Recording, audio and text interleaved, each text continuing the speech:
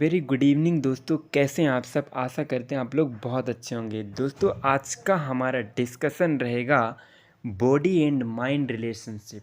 दोस्तों आज हम ये डिस्कशन करेंगे कि हमारे बॉडी और माइंड के बीच में क्या रिलेशन रहता है।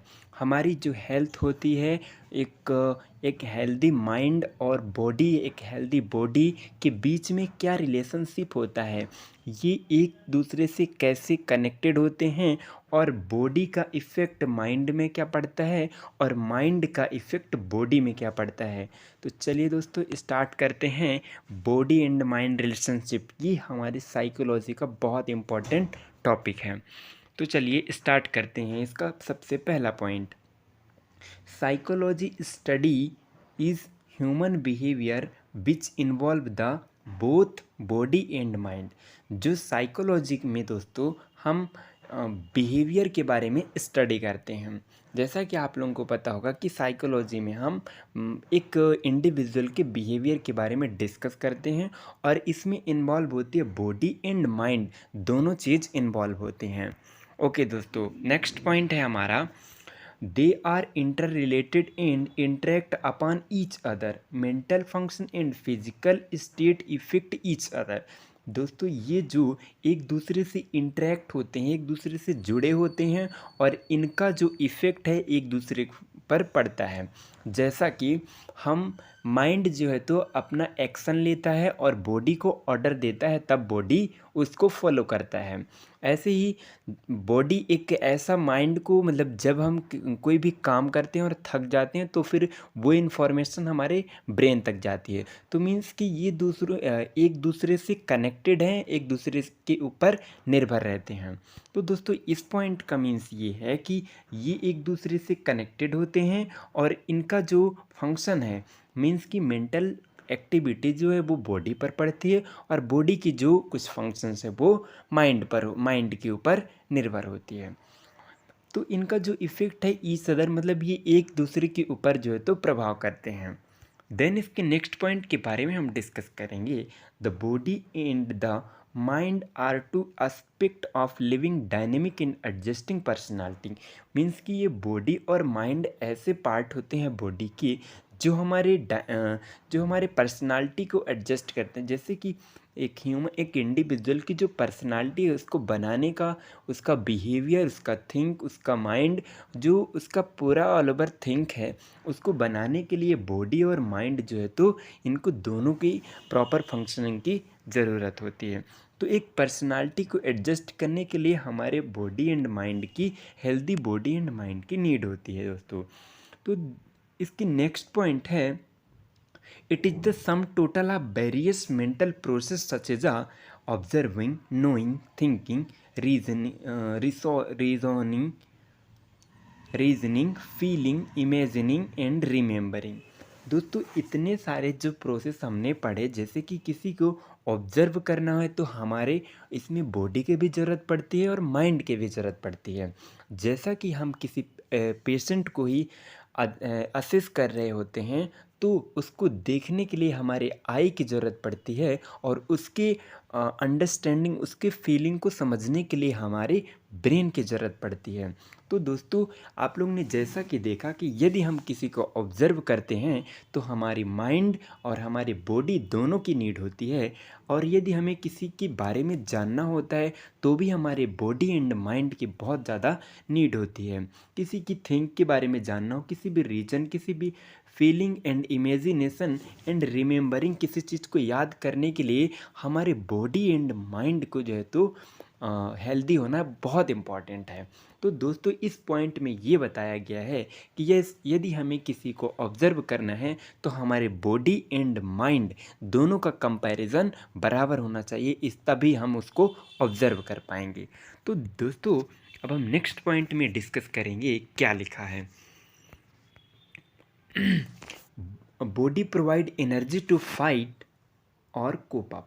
मीन्स कि बॉडी एक ऐसा एनर्जी प्रोवाइड करती है कि हम किसी भी स्टेज से कोप अप कर पाते हैं, उस स्टेज से बाहर आ पाते हैं। देन इसके बाद हम कुछ बहुत ही इम्पोर्टेंट पॉइंट के बारे में डिस्कस करने वाले हैं दोस्तों। वो पॉइंट है हमारा, effect of bodily condition on the mental functioning. जो बॉडी जब मेंटल फंक्शन इम्पेयर्ड हो जाता है तो बॉडी पे क्या फ़र्क पड़ता है। आप लोगों को बता दें, जब किसी पेशेंट का मेंटल एक्टिविटी जब डिस्टर्ब हो जाती है, उसको या तो फिर मेनिया हो गया, डिप्रेशन हो गया, या फिर बाइपोलर डिसऑर्डर, एनी डिसऑर्डर हो गया उसको। तो डिसऑर्डर होने के बाद उसके बॉडी में क्या क्या चेंजेस आएंगे उसके बारे में देखते हैं। तो अपना जो पहला चेंजेस वो देखने को मिल रहा है, increase blood pressure causes mental excitement.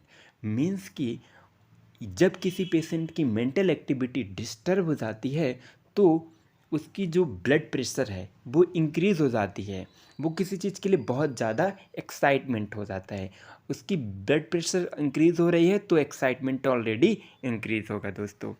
Then इसके बाद दूसरा इफेक्ट है वो क्या हो सकता है, चलिए देखते हैं हम। Severe pain reduce the concentration level. उसको किसी भी पार्ट पे सीवियर पेन हो सकता है और उसका कंसंट्रेशन लेवल डिक्रीज़ होता है। कंसंट्रेशन लेवल मीन्स कि जैसे कि कोई किसी चीज़ पे वो अटेंशन दे रहा है, किसी चीज़ को सुन रहा है या किसी वर्क को कर रहा है, तो एक कंसंट्रेशन होता है, तो वो कंसंट्रेशन लेवल उसका डिक्रीज़ होगा दोस्तों। देन जो तीसरा इफेक्ट है वो क्या हो सकता है, क्रोनिक इलनेस कॉज डिप्रेशन। यदि किसी पेशेंट को क्रोनिक इलनेस है, मीन्स कि कोई भी पेशेंट को क्रोनिक इलनेस है, मीन्स कि बहुत क्रोनिक डिजीज़ है, सपोज एड्स हो गया, HIV हो गया, तो उसको डिप्रेशन कॉज होता है। कि कैसे डिप्रेशन कॉज होगा, मीन्स कि किसी को एड्स हो गया, अब वो एड्स वाला पेशेंट अपने माइंड में सेट कर लेता है कि अब हम ठीक नहीं होंगे, हमारी डेथ हो जाएगी, हम पहले जैसे थे अब नहीं हो पाएंगे। तो ये सारी जो मेंटल एक्टिविटी वो डिप्रेस्ड हो जाएगा और उसको डिप्रेशन कॉज होगा।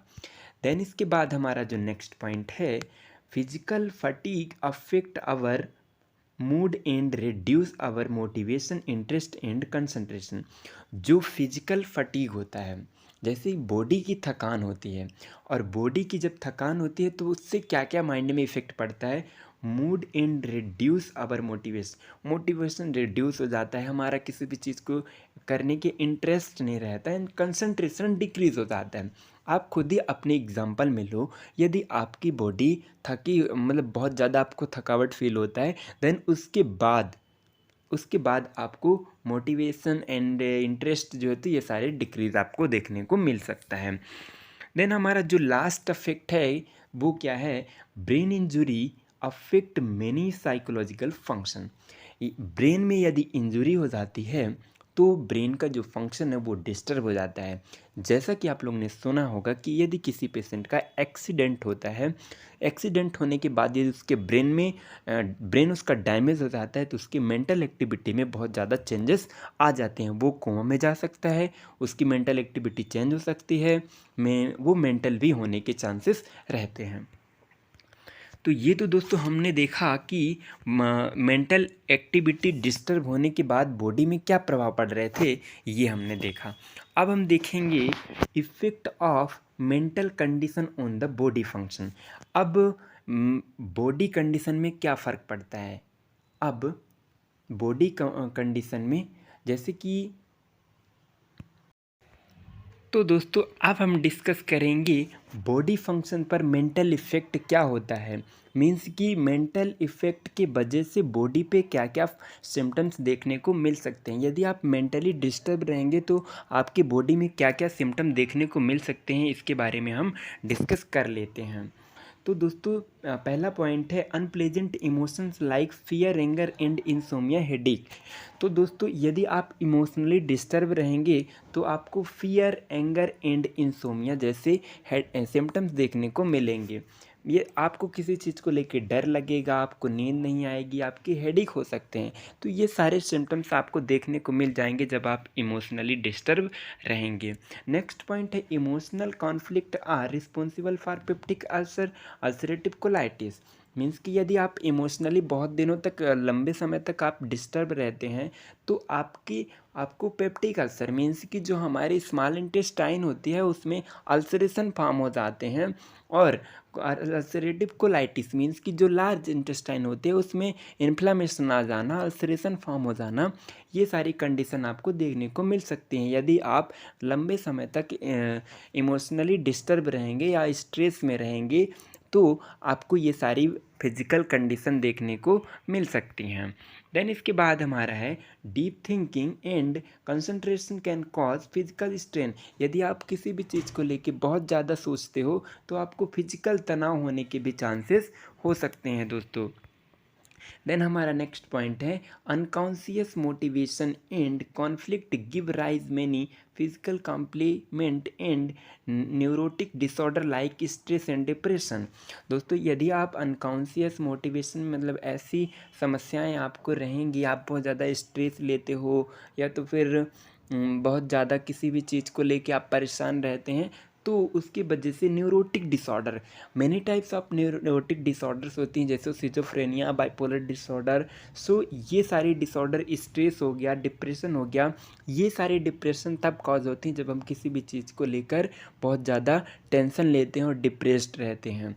तो मीन्स कि यदि आप बहुत लंबे समय तक डिप्रेस्ड रहते हैं तो आपको बहुत सारी फिजिकल कंडीशन देखने को मिल सकते हैं। देन हमारा लास्ट पॉइंट है दोस्तों, the nurse should understand the relationship between the body and mind. जो एक नर्सिंग स्टाफ होती है, नर्स होती है, उसको बॉडी एंड माइंड के बीच में जो रिलेशनशिप है उसको समझना चाहिए, तभी वो पेशेंट का बहुत अच्छे से केयर कर पाएंगी। तो दोस्तों आशा करते हैं कि जो बॉडी एंड माइंड के बीच का जो रिलेशनशिप है वो बहुत ही इम्पॉर्टेंट रोल प्ले करता है हमारी एक लाइफ को स्पेंड करने के लिए।